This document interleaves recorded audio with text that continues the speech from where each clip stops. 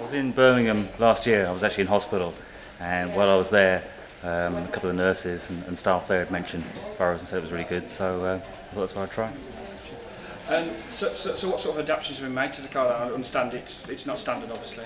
Yeah, so I've had it, because I've only got one arm, so I've had a steering adapter put on which has got all the controls in one hand, and then the accelerator has been put onto the other side so that I can drive with one of my prosthetic limbs, which is below knee. Yeah, it took a while. I had spent some time with the instructor, and at first we looked as to whether using what's left of my left arm to control the accelerator and brake, but in the end we found I was able to control using my below knee prosthetic. But it took quite a while to get used to the sensitivity, and it's like learning to drive again, really. How important is it to you that you can get about in a mobile?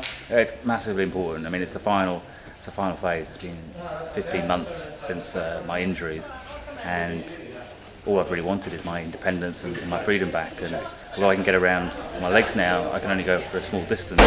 So being able to get in a car, get myself somewhere, then get out, that changes everything for me. So this really gives me my life back. Just looking back to what happened in Afghanistan, how did that change your life? Oh, I mean, it was huge. I was out on patrol with some American soldiers when I stepped on a IED and immediately lost both my legs and my left arm, and really that moment I thought I was going to lose my life. So yeah, completely life-changing incident, and to say the main thing is I lost all my independence. And really, it started a big fight back then, wasn't it? Sorry, it started a big fight back then for you personally. Yeah, I mean it's been a battle. I mean it was I was in QEH in Birmingham, 45 days on intensive care when quite a few times people didn't think I'd make it through, and then 30 operations in the last year, and then learning to walk again, and really learning to drive was the final chapter in that. And as I say, having a car gives me my complete freedom back, gives me my life back. So I've read somewhere that you're looking to return to work, just leaving to Afghanistan.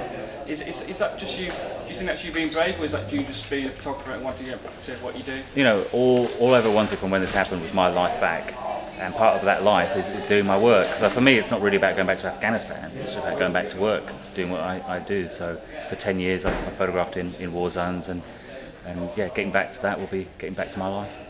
And just finally, you've got the car now. What's next on the list? Go for a bit of a road trip now.